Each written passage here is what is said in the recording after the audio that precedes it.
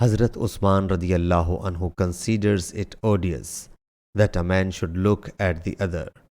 And it is odious only then when a person gets preoccupied and if he does not get preoccupied with it.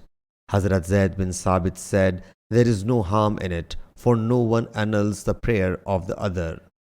Hazrat Masruq reports, the thing which annul a prayer were mentioned before Hazrat Aisha radiallahu anha.